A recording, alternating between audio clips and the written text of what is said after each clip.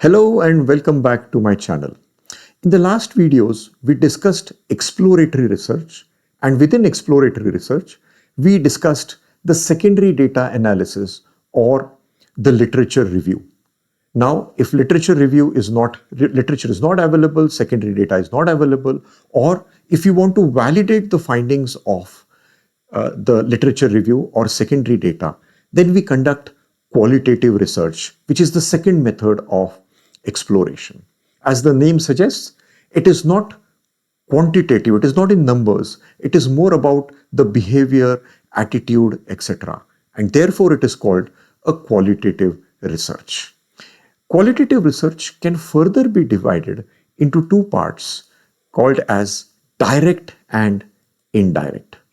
So let's look at the direct and indirect methods and then get deeper into what these indirect and direct are. So indirect method is also called as a disguised method.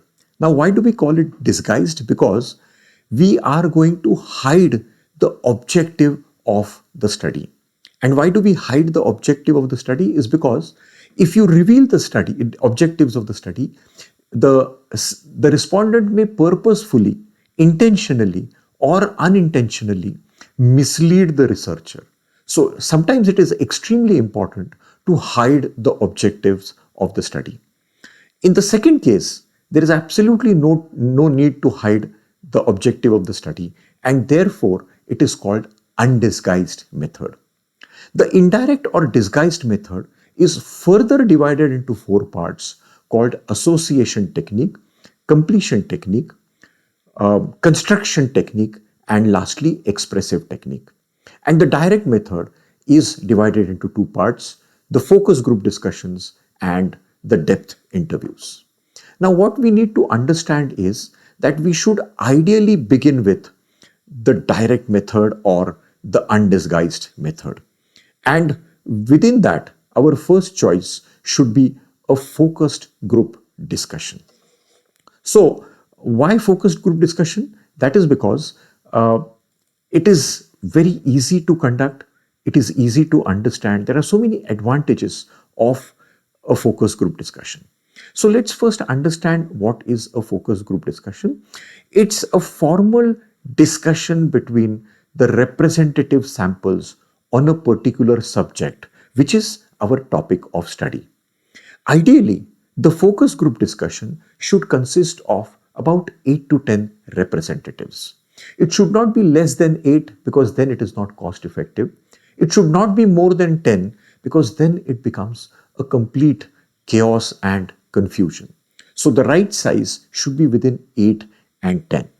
Now these 8 and 10 representatives should be homogeneous. Now what do I mean by homogeneous? The characteristics of the sample should be homogeneous or should be similar as far as our research objectives are concerned. Only then a meaningful discussion will be possible if the samples are homogeneous.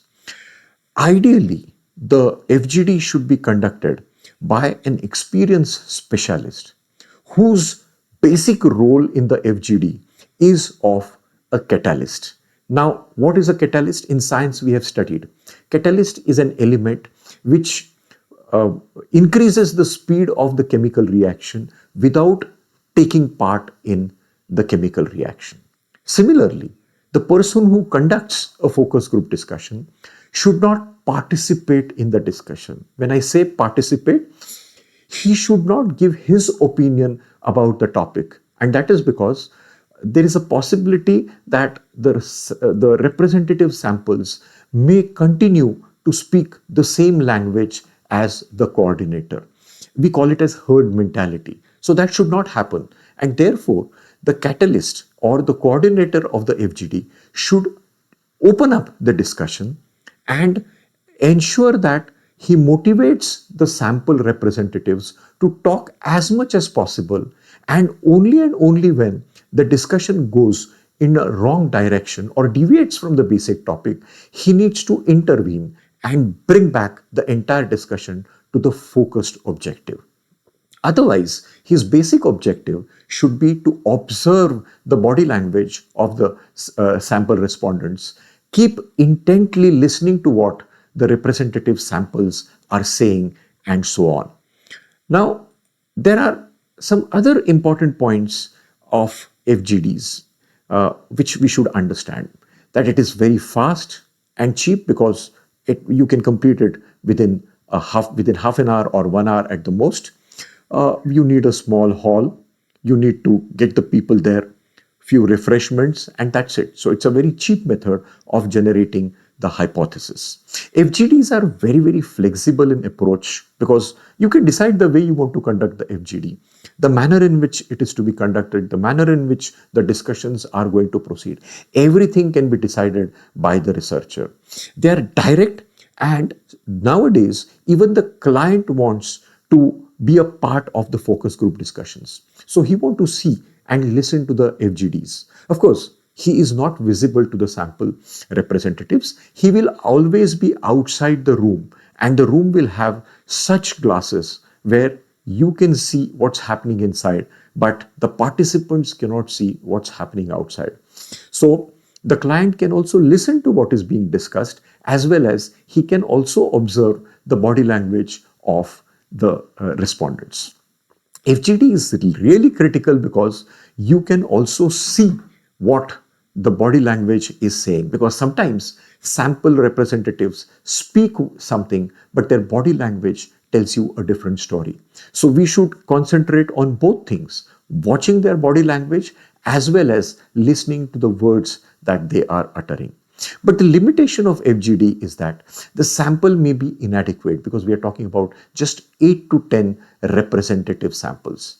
But there's no harm in conducting a few more focus group discussions. If you have conducted it in one city, you can do it in 5 more cities, or within the city itself, you can have 5 focus group discussions and then combine the outcome of all these into a total output of the focus group discussion.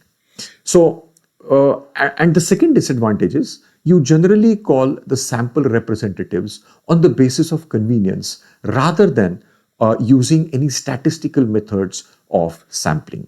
So that's a disadvantage. That's the second disadvantage that focus group discussion has. So, what are the advantages of focus group discussions?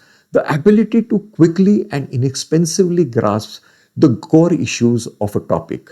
That 1 hour discussion gives you huge insights about what people have or representative samples have in mind about the specific topic.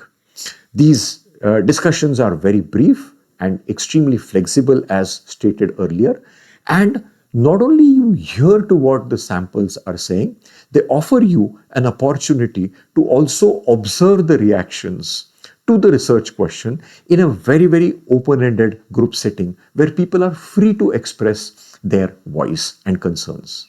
And many a times it has been found that focus group discussions lead to surprise information and new ideas, which are so very helpful in going ahead with the research activity.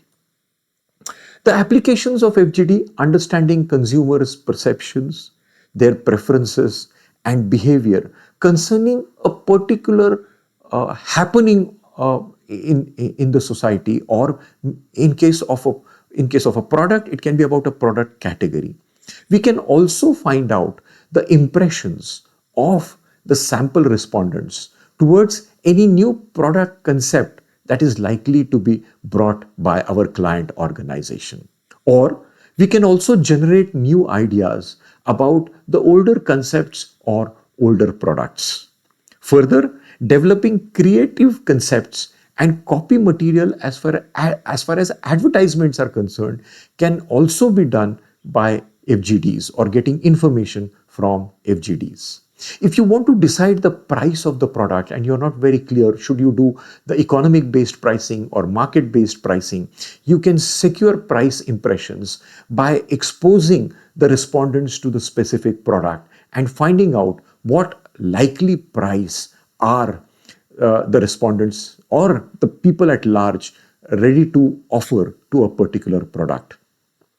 FGDs can also be used for obtaining preliminary consumer reaction to specific marketing programs. Further, it should be very clearly understood that FGDs also can have a lot of limitations. And what are these limitations? Basically, it's an open setup, and therefore, people may not be very comfortable to open up in an FGD, especially if the topic of discussion is socially a big taboo and people, or it's a very personal issue, then people may not open up in a group, and therefore this becomes a limitation. Of course, we have a solution to it, but then we have to decide on some other method of collecting the data. The second or third possibility is that if the participants are, say, competitors to one another, then there's a likelihood that the respondents may not open up. And in such a situation, conducting a focus group discussion can become absolutely impossible because you will not be able to achieve your goals. And in such a situation, we go to the next method of qualitative research, which is called depth interviews. Now, what we need to understand about depth interviews is that they are also unstructured and direct way of obtaining information. But please remember, we don't prepare any questionnaire. We create a discussion guide where all issues that need to be discussed with the sample respondents are made a note of, and it will be conducted on a one-to-one basis. That means the sample respondent and the researcher, the two will discuss about the research and the topic. Personal interview of the respondent has to be done by a highly skilled interviewer who's an expert in probing. Now, probing you have a lot of times seen on television channels where anchors or journalists keep asking the same question again and again in different ways in order to obtain an answer. Similarly, in a depth interview, if the sample respondent is not opening up, then the researcher or the interviewer should be skilled enough or should have the necessary skills to probe. That means get deeper and deeper and try to find out the answers to our questions. The time duration of a depth interview can be anywhere between 30 minutes to 1 hour. It may even extend beyond 1 hour depending upon the type of study. The applications of depth interviews need to be understood at this stage. So discussions of confidential, sensitive, or embarrassing topics, something which cannot be done in FGD, can be done in group discussion, in one-to-one discussions. Situations where strong social norms exist and the respondent may be easily swayed by group responses. In such a situation, a one-to-one discussion, a depth interview gives you a lot of answers. There can be at times a need to understand complicated behavior. Complicated behavior, I think, need not be further explained. Everyone understands what is a complicated behavior. Somewhere where the behavior is not logical, or somewhere it's not easily understandable as to why a particular person has behaved in a particular manner. For example, we ourselves have felt this. Sometimes we really get fed up, we become extremely angry, and then we use extremely wrong words. And then later on, we understand that probably we may have made a mistake. So at that very moment when you spoke it, it basically was a complicated behavior because you didn't understand what you were doing. So interviews with professionals. For example, if I'm doing a study in a very specific topic, say I'm doing a research related to beauty products, then there'll be a lot of beauty experts. Now, you cannot call them for a focus group discussion. They won't come. You'll have to meet them personally and get a lot of information. Similarly, professionals in other fields will also not love to come to a focus group discussion, and therefore you have to reach out to them and, as per your discussion guide, have a detailed one-to-one discussion and extract as much information as possible. Interviews with competitors, as I said, is not possible because they will not discuss in a focus group discussion. Therefore, talk to them personally and get as much information as possible. Sometimes the product consumption or the object consumption experience is extremely sensory in nature. For example, a product like perfume. It's very, very sensory in nature, and people may not be very comfortable to discuss such things in a focus group discussion. So therefore, a one-to-one discussion is ideal in such a situation. Now, sometimes it is not possible to conduct both depth interviews as well as FGDs. And that is because if you reveal the objective of the studies, then the respondents are likely to mislead you, maybe purposely or maybe unintentionally. And therefore, to hide the objective of the research becomes extremely important. So, now let's discuss the indirect method or disguised methods of qualitative research. And the first method is called association technique. What we do here is an individual is presented with a stimulus and he is asked to respond the very first thing that comes to his mind. We often call it the top of the mind response. Usually words are given to the respondents so that they can associate the stimulus with the specific choice of word. So respondents will be provided with a list of words. They don't have to come up with words. We will provide them with a list of words, and the respondent will choose the fittest word which is describing the stimulus. That's association between the word, that is his feeling about an object, and the object itself. The underlying assumption for an association technique is that it allows respondents to reveal inner feelings about the stimulus. Please understand this. We do not want a cognitive response. We do not want a thought out response. We want what comes first in his mind when he observes a particular stimulus. Classification of the responses can be done as favorable, unfavorable, or neutral. For example, if I'm trying to understand whether the persona of a sports utility vehicle is being digested the way the marketer wants or the manufacturer wants it to be digested, then we can conduct an association technique where the model will be displayed, or its picture may be displayed, or its video may be shown to the respondents. And different words like rogue, thriller, devil, demon, these are aggressive words. Similarly, docile words, a list of docile words will be provided to them. And we'll ask them, after watching this sports utility vehicle, what is the first word that you would like to associate it with? Now, we all know that sports utility vehicles have an aggressive persona. So, ideally, the words which are here on the screen should be the ones that should be chosen. And that is the response that a sports utility vehicle should deliver. And if that does not happen, that means there's something wrong with our design or the way our SUV is looking. So that's association technique for you. The next technique is called a completion technique. What we do is the respondent is asked to complete an incomplete stimulus situation. Generally, we use a sentence completion, but at times we also may give them a paragraph, or we may give them a story which is half cooked, and we may ask them to complete the story.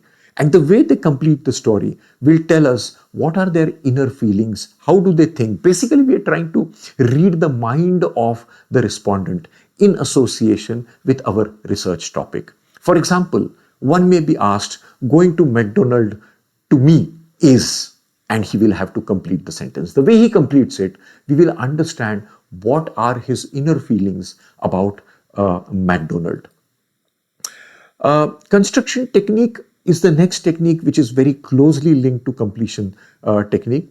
Respondent is required to construct a response in a form of story, or in a form of a dialogue, or in the form of description.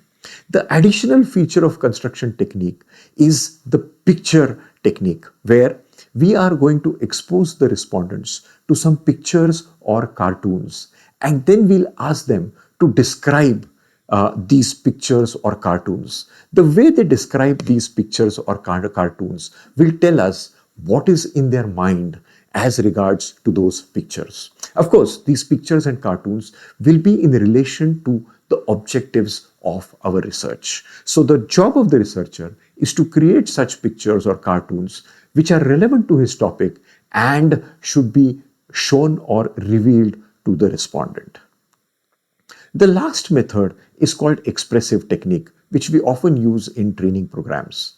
The respondents are presented with a verbal or visual situation and asked to relate feelings and attitude of other people to the situation. So in a sense, it's a role-playing situation, or also called as third-person technique. And the basic assumption is that respondents will project their own feelings in the role. Everywhere, if you see, our objective is to find out what is happening in the mind of the respondent. Okay, going further, what are the applications of projective techniques? Obtain responses where respondents may be unwilling or unable to give any responses if the purpose of the study is known to them. In direct questioning, as I said earlier, respondents may intentionally or unintentionally misunderstand, misinterpret, or mislead the researcher.